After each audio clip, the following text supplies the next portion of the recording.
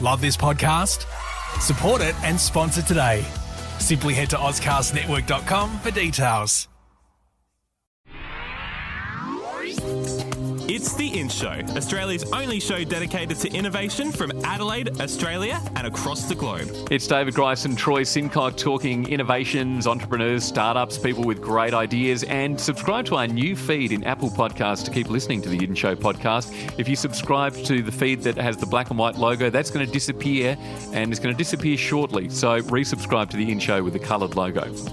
Well, David, some kids love reading. Some do it because it's part of the school curriculum. Others can't stand it. I know I found it really, really difficult at school. I was more of like a sportsman, so when you had me have to sit solitary reading, I didn't really enjoy it. But there is a way to inspire kids to embrace reading and really have their imaginations run wild. There is, and we've developed a new podcast, and this is focused on assisting the teachers to make reading really, really enjoyable and a fun experience for all the children that they teach. It's called Writers Read by LiTracey. Now, Tracey, you're a school teacher. What has had you so passionate about kids reading? Well, I've always been passionate about getting books in children's hands and seeing them happy and engaged with great literature. But it was probably last year I went to a literacy conference. I was fortunate enough to hear American author Stephen Lane talk about the power of reading aloud. And this is something that's well documented. It's not new information, and teachers everywhere know how important reading aloud is. But he really demonstrated it for the audience in a very captivating way. So he had a lecture theatre of about 800 people, and he read aloud part of a novel, and he read it in such a compelling way that he had 800 people on the edge of their seat wanting to hear what was going to happen next. And he stopped at the cliffhanger, the bit that everybody wanted to hear, the next part of the story. And, of course, everybody's reaction was they turned to each other and said, I want to get that book. I want to find out what happens next. And it was probably at that moment when I realised how powerful the read aloud can be, and how, when it's read in a really engaging way, the impact that it can have on the listeners. And that's what got me thinking about this idea for the podcast. And really, even before the podcast, I was thinking about how amazing would it be to have an author in my classroom every week who could do that, who could speak to my students and get them so enthusiastic about that book or an author or a series. But it's really cost prohibitive. It's very expensive to have an author come to your school, a very worthwhile thing to do, but is perhaps something that happens annually, once a year. The idea for the podcast really came out of that thinking about, well, if I can't bring an author to my classroom physically, often perhaps I can go to the authors and have them read part of their book so that I could play it for my students. All right, thanks, Tracey. Well, here's a taste of Writers Read by LiTracey. Writers Read by LiTracey. Getting that book in children's hands. Hi, I'm Tracey Grice, and welcome to the Writers Read podcast. One of the quotes that inspires me in my practice as a teacher, in fact it's the one that sits front and centre of my desk at school, is written by Nancy Atwell, an internationally acclaimed author, and she says that for students of every ability and background, it's the simple, miraculous act of reading a good book that turns them into readers. Because even for the least experienced, most reluctant reader, it's the one good book that changes everything. The job of adults who care about reading is to move heaven and earth to put that book into a child's hands. And that's why this podcast exists.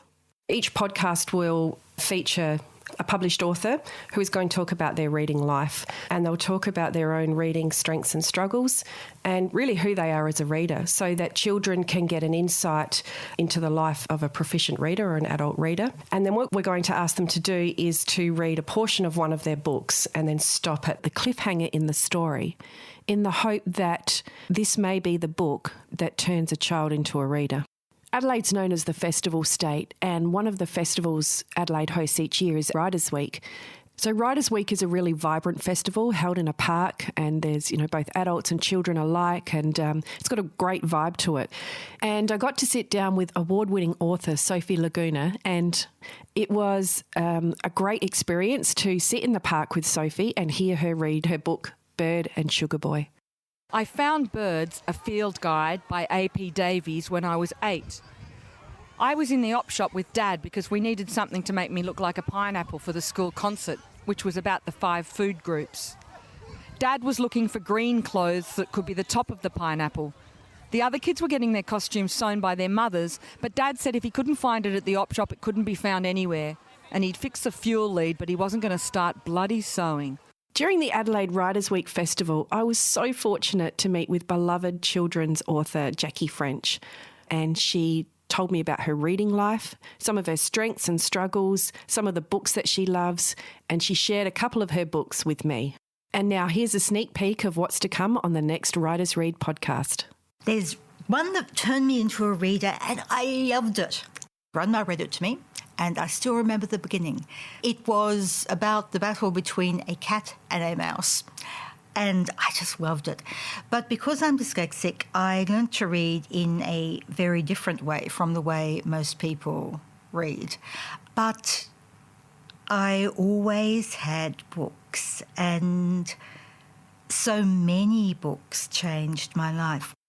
When I met Jackie French, I was a little bit like a deer in the headlights. It was kind of like meeting your favourite rock star. But what I found was she was so generous and giving with her time, and she had so much that she wanted to share, not just with me, but the listeners and students that she knew that this podcast would reach. I don't know how Rebecca's going to do it because Jackie French has written over 140 books. It will be really interesting to see what Rebecca comes up with in her Rebecca Recommends segment. All this on the next Writers' Read podcast. Check out Writers Read by LiTracey on Facebook, Twitter and Instagram. It's David Grice and Troy Sincock, and the next In-Show podcast is going to give us some real inspiration. We hope you'll listen. The In-Show Interview. Subscribe to the In-Show podcast on iTunes. A Dave and the Beanstalk production.